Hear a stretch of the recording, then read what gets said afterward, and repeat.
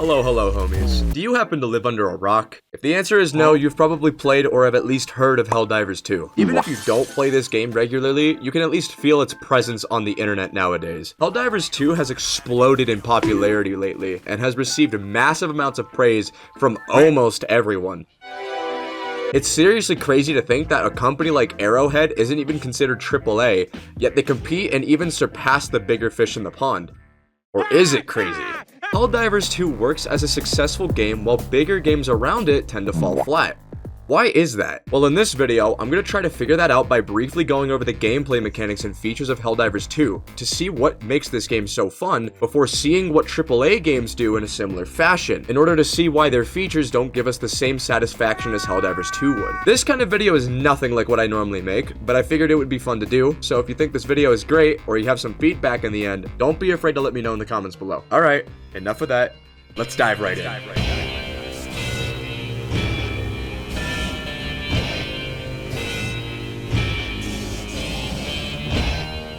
So let's start with the gameplay itself. You and up to 3 other people play as Helldivers, Super Earth's finest soldiers, as you drop balls deep into enemy territory and attempt impossibly dangerous assignments in order to protect humanity from giant ant colonies that spew acid and the murderous laser-loving automatons. Using the many weapons and stratagems at your disposal, you and your fellow Helldivers work to overcome many different missions and rise the ranks in order to become the strongest force this galaxy has ever seen. Now that sounds simple enough.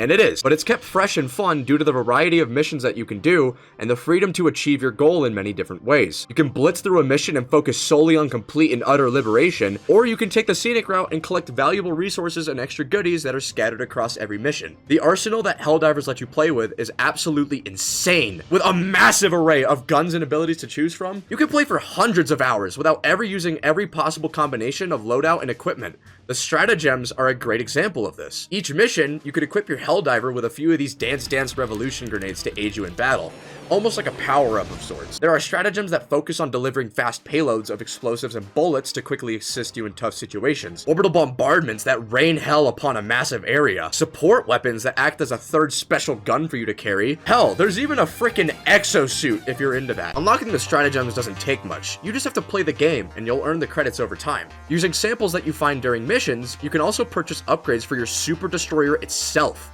that will grant bonus effects for your stratagems. The gunplay in Helldivers 2 is also really unique from most shooters, because your character actually has to turn and face their gun to whatever you're pointing at. The speed at which they aim their gun depends on which weapon you're using. So you can't just crank the DPI and snap your crosshair to whatever enemy you gotta shoot. This feature becomes very apparent for some of the heavier guns this game lets you choose, and with so many different guns to shoot, you're all but guaranteed to find the right one for your playstyle. As if that wasn't enough, you can even get different body armor that can change your overall health and speed, as well as grant additional effects, like more grenades and stims, better accuracy. Yeah, you get it. But where exactly do you get these amazing weapons and armor sets? Well, you unlock them from the multiple battle passes at the Superstore. Yeah, I know. A battle pass sounds really scary at first, but it's a lot more forgiving than you might think. Unlike most games, which I will touch on later, Helldivers 2 has these war bonds that you can unlock with super credits, which can either be purchased with real money or just found in-game by simply playing and exploring. The unlockables in each warbond can be purchased with medals, which you can also find in missions or for completing your missions, assignments, and community-wide major orders.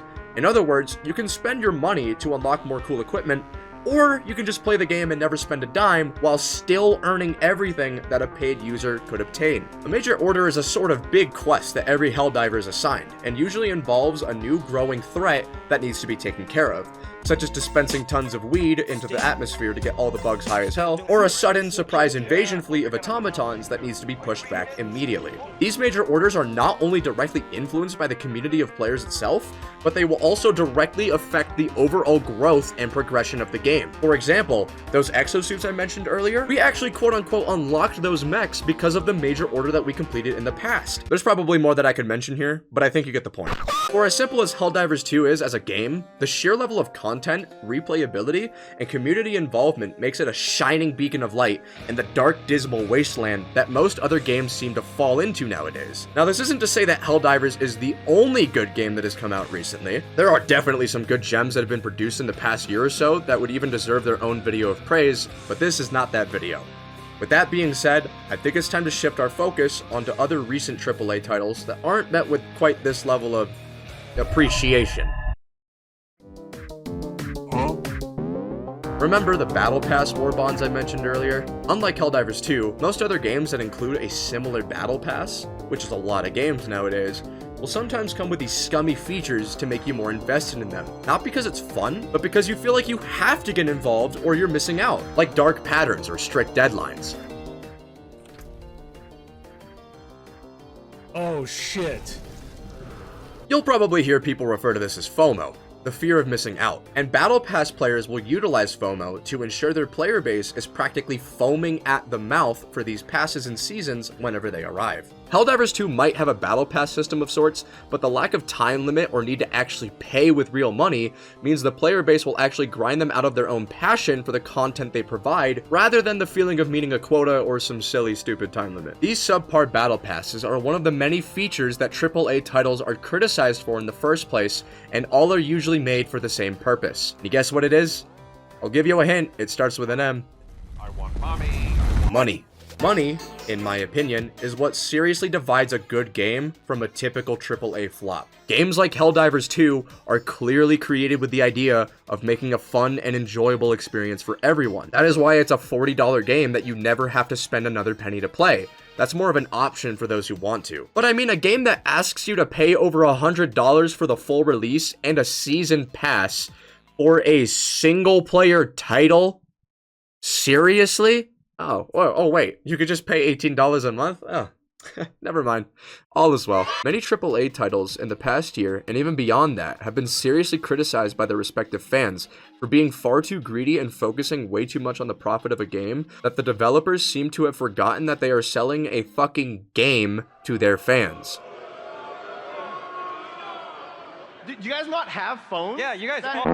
Although this practice might get them a quick buck from their gullible fans, not all of them are stupid enough to continue to buy the same cash grab if it underdelivers more and more with each pile of shit they put on the community's plate. The saying money makes the world go round is said for a reason, but what really separates AAA titles from games like Helldivers 2 is the response to feedback and criticism. You see, most game companies like Helldivers 2 will try to keep their fans happy and interested because, surprise, surprise, that's kind of how you're supposed to get money from them to begin with. But with a AAA company, these rules don't exactly apply to them as effectively as it would to a smaller company. If a AAA title flops, the company responsible for making the disaster happen won't always learn their lesson so quickly, and they'll usually make the same mistakes again and again and again because they're either too big to give much of a shit or because it might take time to try something new. It's not entirely their fault for making these dog shit games, but it's our faults too.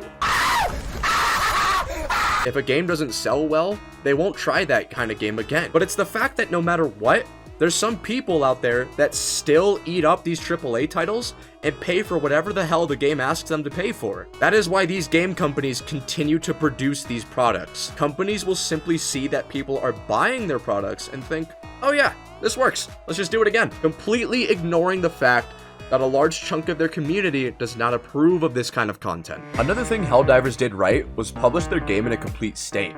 This is a big killer for many live service games, big and small. Helldivers 2 had plenty of content to play by the time it was published, and it didn't really have any big game-breaking bugs or issues that made it unplayable at launch. The only real issue that I can remember it having was the server capacity. You trying to tell me in all this man's military, there's no room left for a trained weapon of destruction? But that was because the game was more popular than they anticipated, which is honestly more based than anything. For comparison, think about a game like Suicide Squad Kill the Justice League. When that game first came out, the player base didn't have many issues to experience in the game because they couldn't even play the game. I might not be able to tell them what to do, but if you're going to publish a game, whether or not it's live service, you might not want to publish a game that isn't ready to go. A pretty important detail in this game that people might not think of is the humor and jokes that one might hear while playing. Helldivers 2 has pretty straightforward humor. Your characters scream about liberty and freedom and make funny noises when they get blown to smithereens. Out of ammo! I need stim! But all of these funny voice lines are made so much better because of the interactions and experiences that you have during all of this. It's why Helldivers 2 clips are so popular and hilarious. Help! Help! Ah! This kind of humor works really well because it's not forced in your face or out of date, which can be a really common mistake in other games that try to have a more modern day humor that just kind of screams, "How do you do, fellow kids?" And whatever you do, do not scream the word poop at the top of your lungs. I'm the conductor of the poop train! Polyon Station. Try our new private transit pods. Fart up your commute in peace. Apollyon Station. Just blast that subway car with your butt stink. Stop! Stop it! Get your butt shined by our expert butt valets.